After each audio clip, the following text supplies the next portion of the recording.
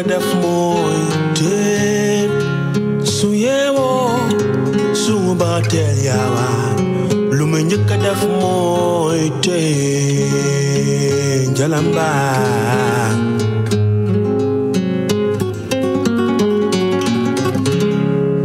su yeewoo suba teel yaawaan lu ma njëkk a def mooy teen su yeewoo suba teel yaawaan lu ma njëkk a def mooy teen jalambaan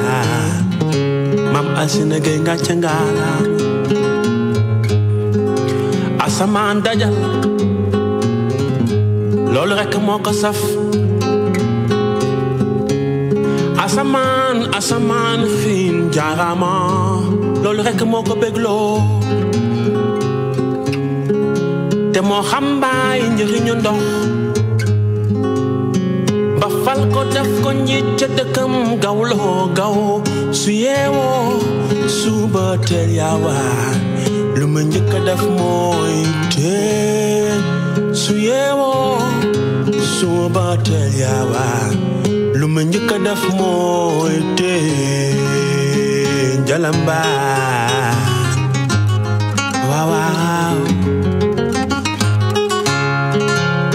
digg njàllaax muy dox ca tàngoor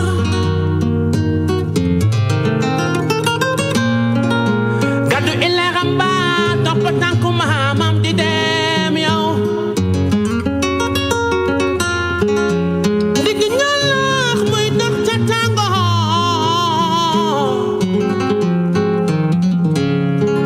gàddu ileeram ba topp tànku maamam di dem moom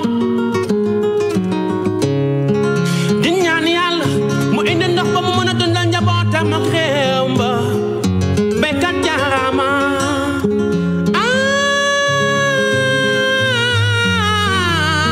béykat yéen mi gàcce ngalaama su yeewoo suba teel yaawaan lu ma njëkk a def mooy teen su yeewoo suba teel yaawaan lu ma njëkk a def mooy teen waaw yow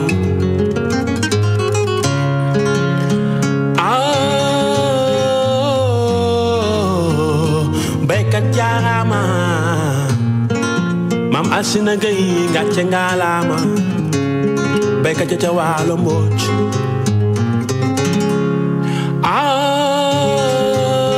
jigéen ñu Sénégal ca tool ya dundal réew dundal njaboot yàlla bu leen sonn yàlla ndox baawu naan ba ngeen mën a dundal réew maa nga jëm kanam buñ leen fàtte ñoom nañ leen dimbali béykat jaarama yéen mi baay booy amoo RFM Matin. RFM Matin. émission bi yeewaa Sénégal. RFM Matin 7h tegal na waxtu wi ñuy wax ak yéen 45 minutes ñu waroon dalal Fou Malade ci waxtaan ak moom ci xew-xewi jamono lu ci mel ni mbiru Cheikh Yérim ak ñoom Karim Xurum Xaax ak ñoom seen waaye mbiru Cheikh Yérim googu ginnaaw sunu jokkook Fou Malade yembul gis ngeen démb communiqué yi ci génn muy SYNPICS di convention des jeunes reporters du Sénégal naka noonu CDEPS di mbootaay bi ëmb patron de presse yi génne nañ communiqué ñoom dañuy libération immédiate nanu bàyyi léegi Cheikh Yérim Seck ka jiite kuréel googu di CDEPS di Mamadou Ibra Kane mi moom yéenekaay bi di Stade ñu ngi lay nuyu. maa ngi lay fay Babacar. di la gërëm ci nangoo waxtaan ak ñun ci waxtu wi maaka laaj Ndiogou Diène bëgg nañu la laaj njëkk nu ngeen gisee ak pàttali la tey gi ñu téye Cheikh Yérim Seck di journaliste naan ko la nga wax keroog xibaar yi nga joxe foo ko taataane te loola loi moo ci protéger journaliste. waaw xam nga journaliste kenn mënu ko arrêter dans n'importe quelle condition. Journaliste boo ko arrêté rek nit ñi seen xel dafay teye ñu ne Sénégal gii kat boo moytuwul liberté de la presse amatu fi liberté d'expression amatu fi journaliste bu fekkee ne dafa def jéeya mun nañu sans ñu arrêté ko ñu traduire ko en justice mu am avocat juge bi laaj ko du mu koy laaj mais jël nit rek ne ràpp ci kaso vraiment loolu Sénégal war na passé lii waaw loolu nag mooy wane que ñun suñu loi yi war nañ leen seetaat parce que loi yi nga xam ne dafa bëgg bu journaliste yëngatoo rek ñu dugal ko ci kaso donc loolu dañu bëgg bunda xatal les journalistes et techniciens des médias boo dootu ñu ñemee wax ci yenn wax yi dégg nga loolu tekkiwul ne ñun journalistes yi dañu yaakaar ne nous sommes au-dessus de la loi déedéet am na tout un arsenal juridique bu nga xam ne état bi la justice dégg nga dina mun a interpeller ay journalistes mais vraiment jël nit ki gendarmerie nationale donc bi nga xam ne moom la tuumaal gendarmerie nationale moom ci boppam di def enquête ci journaliste bi. di fajal boppam. waaw di fajal boppam vraiment loolu Sénégal war nañu passé fii quoi war nañu xam ne que xam fitna baaxul ci réew parce que nga jël sa borom kër nga tëj ko vraiment loolu lu ñaaw la loolaa tax ñun ñu laajte libération immédiate parce que la voie judiciaire dégg nga mu mënoon na nekk d'une autre manière pour ñu bañ a jël doomu aadama di ko tëj noonu di ko bundaxatal ba pare di bundaxatal nag journaliste Sénégal yépp ak journaliste yi liggéey fii Sénégal parce que loolu lay tekki en réalité. waaw mais li xew est-ce que du reposer problème dépénalisation des délits de presse. parce que gis nañ ne doon nañ ko xeex waaye yéen mujj gi dafa mel ni gars yi dañoo bàyyi xeex boobu alors que tey jii li xew day war ne loolu noonu lu ëpp solo xëy na moo ëpp sax solo ay aide à la presse yi jur coow ak damay jël ak du ma jël loolu moo ëppoon solo. non xam nga problème bi xam nga boo leen fàttalikoo sous le président Abdoulaye Wade moom moo jëloon initiative. convoqué benn conférence nationale kooku mu ngi woon ci septembre 2009 léegi ñu ngi juin 2020 donc conférence nationale boobu bu mu amee de septembre 2009 à octobre 2010 ñu defar benn projet de code de la presse projet code de la presse boobu malheureusement la propre majorité du président Abdoulaye Wade nangu ko voté la bu ñu amee président bu bees la nouvelle majorité présidentielle également nanguwul voté le projet de code de la presse bu nga xam ne c'était un code de la presse consensuel léegi le président Macky Sall daal di bindaat complètement le projet de code de la presse toute la partie bu nga xam ne dañu changé woon les peines privatives de liberté ñu commuer leen en sanction donc administrative et financière loolu yëpp président de la République daal di koy changé waat dégg nga daal di réintroduire ay sanctions pénales yi nga xam ne ñoo gën a diis sax lu fi jokkoon a nekk donc loolu ci jamono ñun dénoncé nañ ko dégg nga teewul code de la presse bi am na ay aspects yi nga xam ne donc c'était des aspects positifs donc aspect positif boobu moom moo tax ñu nangu code de la presse bi maintenant nag affaire bi te processus la xeex la xeex du yem ci benn dégg nga il faut que les journalistes et techniciens sénégalais il faut que démocrates sénégalais yi il faut que les citoyens sénégalais ñu xam ne la presse dafa nekk composante essentielle de la démocratie dans un pays te presse nu mu gën a suuxee rek démocratie ci réew boobu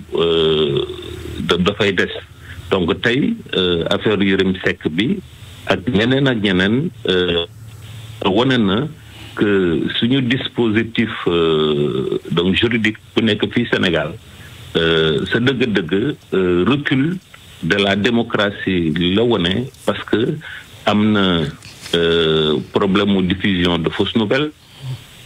am na secret défense soo bëggee enquêter si benn affaire rek dégg nga te mu xaw a dëgër tuuti ñu ne attention qui secret défense la un journaliste ne peut pas en parler dégg nga mu am li nga xam ne ñu ngi koy wooye autorisation administrative qui fermeture administrative d'un organe de presse. Loolu vraiment ñaawlu ko woon jamono c'est-à-dire que benn préfet benn sous-préfet mun na ñëw tey ci RFM daal di tëj RFM donc ñu ne loolu vraiment c'est pas normal ni ñu ko waree def ci réewu démocratie mooy dañ koy dem laaj ko au juge bi daal di bu fekkee ne dañ war a tëj un organe de presse ñu tëj un organe de presse donc yooyu yëpp il est vrai que si problème yooyu la ñu nekk mais démocratie Sénégal dafay avancer du problème mu journaliste rek problème mu citoyen yi la problème démocratie fii si réew mi pour ñu ñaawlu li nga xam ne moo nekk si code pénal moo nekk ci code de procédure pénale moo nekk mooy dafay wàññi doole journaliste te doole journaliste bu wàññee ko ci réew kenn dootu xam lu xew kenn dootu xam ñaawteef yi nga xam ne ay wala mbokk ci nguur gi le citoyen sénégalais dootul am moyen xam lan moo xaw fii ci dëkkam te loolu ñu ngi koy ñaawlu encore une fois. ci nguuru Macky Sall gi nag liñ ci gën a seetlu mooy nguur goo xam ni la defarul dara journaliste yi bëgg leen boole di tëj ak a jàpp fan yee génne ngeen communiqué di ñaawlu taxawaayu nguur gi jëmale ci bërëbu tasum xabaar yi ci réew mi aide à la presse bi niñ ko géré ak yeneen ak yeneen. waaw sa dëgg-dëgg nag vraiment président Macky Sall wax na volonté am en conseil des ministres. pour dimbali journalistes yi mais pour le moment ñun waa presse ñun journalistes yi ñun techniciens des médias yi vraiment ñu ngi xaar mais xaar bi mu ngi bëgg a yàgg code de la presse bi ñu ngi ko voté le 20 juin 2017 tey ñu ngi le 17 juin 2017 ñetti at a ngi waa 2020 stafurla ñetti at a ngi nii bu ñu botee code de la presse malheureusement code de la presse moom rek tekkiwul dara code de la presse dafa ànd li nga xam ne moom la ñuy wooyee texte d'application yenn yi ay loi la yenn yi ay décret la yenn yi ay arrêté la ñu sur les 13 textes d'application yi ñu waroon jël yi nga xam ne ñoom ñoo jox consistance ñooy jox contenu au code de la presse benn lañ ci jël te benn arrêté la ñu jël te arrêté bi sax eggugul mooy arrêté instituant la commission de d'attribution de la carte de presse te commission boobu sax fu mu nekk nii liggéeyagul donc ñetti ataa ngi nii ñu ñuy def ay promesses te promesses yooyu yëpp amu ci benn bu nga xam ne disons réalisé nañ. mais yéex yooyu lan moo ko waral ci wàllum texte d'application code de la presse bi lan moo xew boobu léegi parce que ñetti at may mu tuuti rek non may mu tuuti rek s'il te plaît damay eggali sama lim bi parce que depuis 2012 ba léegi bu fi président Macky Sall nekkee ñun waa presse bi am nañu ay promesses yu ñu def mais dans les faits ñu def ñaareel bi ñu ne donc maison de la presse te président Abdoulaye Wade daal di ne man yéen journalistes yi seen revendication bi pour ngeen am une maison de la presse dinañ leen tabaxal maison de la presse bu nga xam ne moo dàq ci maison de la presse yu dàq te àddina bi la effectivement non seulement le président de la République Abdoulaye Wade daal di jël suufu état bi jox ko SYNPICS parce que SYNPICS moo fi nekkoon jamono boobu comme représentant des acteurs des médias mu jox ko titre foncier actuellement fu maison de la presse nekk titre foncier la bu nga xam ne acteurs des médias yi ñoo ko moom c'est au nom du SYNPICS donc mu commencé tabax bi ba tabax bi di waaj a egg entre-temps mu am de nouvelles élections présidentielles ñu daal di fal le président Macky Sall depuis bu ñu falee nag le président Macky Sall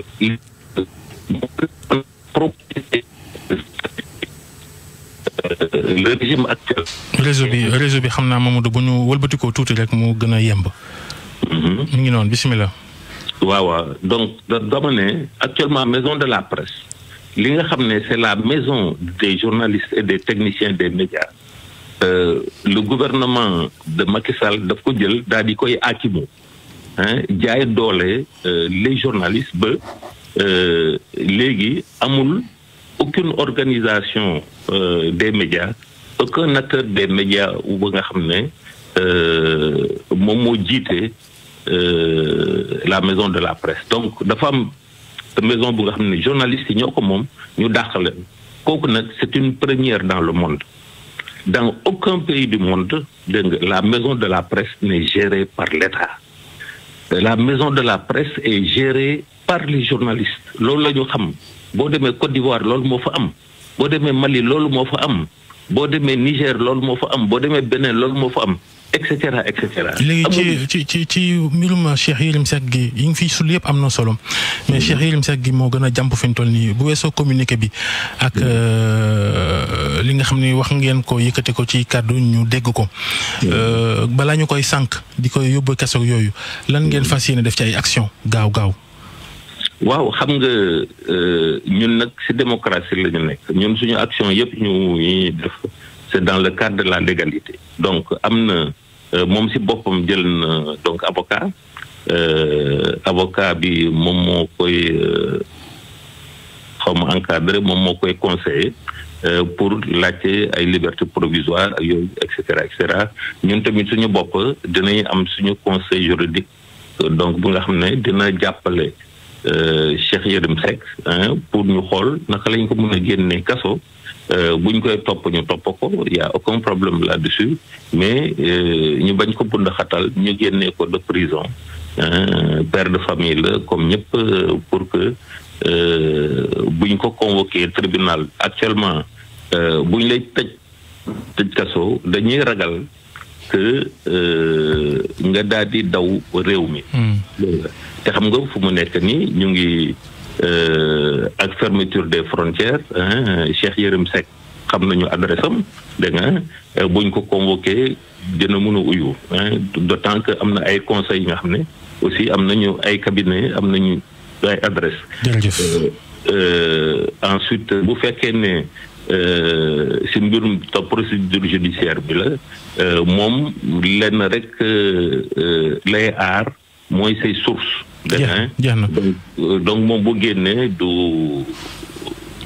su génnee prison du yàq dara ci enquête bi. loolu dëgg la en tout cas ñu ngi lay gërëm Mamadou Ibra Kane ci interview express bi ñu defal tey di wax ne yaa jiite CDEPS sa mbootaayu patron de presse yi jaa ngeen jëf mbokk yi. Faites confiance.